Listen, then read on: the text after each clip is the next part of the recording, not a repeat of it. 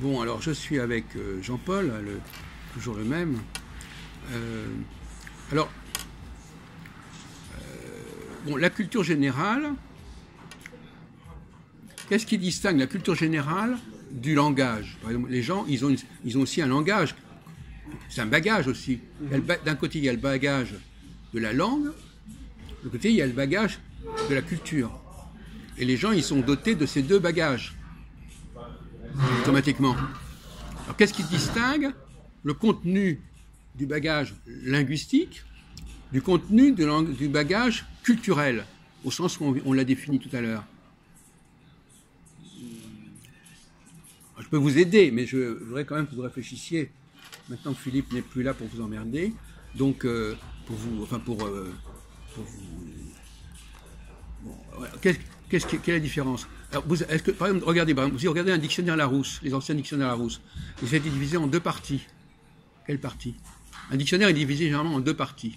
Oui, en deux parties, ouais, vous avez tous les noms, là. Oui. Et les lieux et les... Oui. Ça s'appelle comment, les noms de lieux, de personnes? Ouais, des personnes je me souviens plus. Il y a les noms communs. Les noms propres. Les noms propres. Voilà, ouais. Donc, c'est divisé en deux, puis au milieu, il y a... Alors les noms propres, c'est propre au langage ou à la culture générale? Plutôt à la culture générale, non? Oui, voilà. D'accord. Donc finalement, la culture générale, elle est constituée essentiellement de noms propres. Ouais. Alors que le langage est constitué de noms communs. D'accord. Voyez-vous? Bon. Et donc finalement, comment peut-on tester la culture générale de quelqu'un? En regardant quels sont les noms propres qu'il connaît. Et ceux qu'il ne connaît pas. Par exemple, je vais vous prendre un exemple. Vous me dites, par exemple, je vous demande, donnez-moi les noms propres que vous connaissez. J'analyse les noms propres que vous connaissez et je saurai à quel milieu vous appartenez. Ouais, ça peut être un indicatif. Hein. Par exemple, dans votre profession, il y a des gens qu'on connaît, qui sont connus dans le milieu en question. Il y a des gens qui sont connus. Ouais. Monsieur Untel qui est directeur de ceci, qui est directeur de cela. Ouais. Mais il n'y a que les gens de ce milieu qui le connaissent, ce nom. Ouais, enfin. Ouais. Voyez-vous? Il y a aussi des journalistes ou des gens que ça... Oui, non, mais je veux dire que c'est spécifique. Ouais.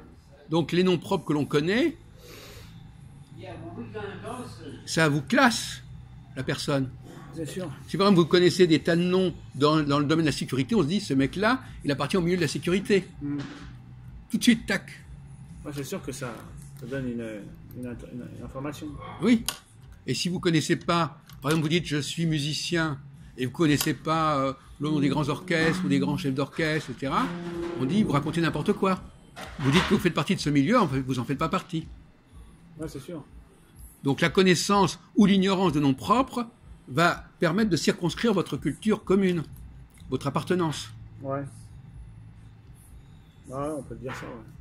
On peut dire ça? Ouais, ça donne une évaluation, tout au moins, ça donne, c'est pas à 100%, mais ça donne une... Alors, puisqu'on est toujours en train de parler de tests, qu'est-ce que vous pensez des tests de quotient intellectuel? À votre avis, est-ce qu'ils sont bien conçus, ces tests de quotient intellectuel, Jean-Paul? J'en ai fait quelques-uns. On avait amené ici aussi. Vous allez les faire passer à vos camarades? Avec le prof de maths, on en a oui. certains qu'on a trouvé plus ou moins rapidement. Même, je vous avais posé une fois la question, vous ne vouliez pas le faire, là, on l'avait fait. Ah bon? C'est une suite de nombres. Enfin bon, oui. Il y a plusieurs sortes. Il y avait des nombres et des chiffres. Hein. Mais qu'est-ce qui manque? Des nombres et des lettres. Qu'est-ce qui manque moi, je vais vous en parler, mais je n'ai pas envie d'en parler comme ça. Qu'est-ce qui fait défaut dans les tests de culture générale, en général, justement? Quelle est la dimension qui n'est pas testée dans les tests de culture générale, Jean-Paul? Je n'ai pas tout regardé, mais je sais pas. Culture générale, non, mais le manque, on ne demande pas. Le problème, c'est souvent on constate quelque chose est présent, par contre, on ne constate pas facilement que quelque chose manque. C'est ça qui est. Dans les tests, c'est surtout la logique qui va le faire ressentir si vous êtes rapide. Oui. Non, mais d'accord, mais moi je vous demande qu'est-ce qui manque? Qu'est-ce qui manque, ouais. Quelle est la faculté qui n'est pas testée correctement par les tests de culture générale, Jean-Paul? Là, il teste la vue, il teste Louis. Qu'est-ce qui n'est pas testé? La vue, et puis il teste Louis, il teste Louis. Pas Louis, il teste... Ah, ben justement. Voilà, Louis. Ben justement. C'est Louis qui teste. Eh ben, comment? C'est l'ouïe. Il teste beaucoup la vue, mais pas assez l'ouïe, c'est ça? Ben oui, c'est ça la réponse. Ouais. L'ouïe. C'est-à-dire, alors qu'est-ce qu'il faudrait faire pour tester l'ouïe? On va faire entendre des sons et mettre en comparaison avec des situations, enfin faire des... Non mais l'ouïe, c'est pas... Qu'est-ce que ça s'appelait des sons? On parle pas de... L'ouïe, c'est pas que des sons. Enfin, des sons, ça veut dire qu'est-ce que ça s'appelle des sons? En général, c'est-à-dire la musique ou des choses comme ça. Ouais, enfin. Non mais il n'y a pas que la musique. Quand vous me parlez, par Oui, exemple... la parole, oui. Eh ben oui, non mais écoutez, la musique, Voilà. la parole, ça fait partie de l'oralité, l'ouïe. il Oui. voilà. Non mais c'est pas que la musique. Ouais, ouais. Par exemple, une dictée. Est-ce qu'on fait des dictées pour les tests de QI? Non. Eh ben, il faudrait. Parce que le test de dictée, ça permet de voir si la personne reconnaît les sons, les mots, etc.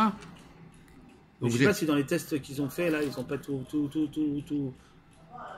centralisé et que ça... Non, je sais pas, j'ai pas assez de connaissances. Non, il y a une lacune à ce niveau-là. Ah, d'accord. Donc, par exemple, et c'est une très grave lacune, parce que la capacité à reconnaître, identifier les sons et à se concentrer sur un discours, on en a déjà parlé, c'est fondamental. Or, si on ne teste pas cette capacité, Ouais. eh ben, on va surestimer la valeur de quelqu'un.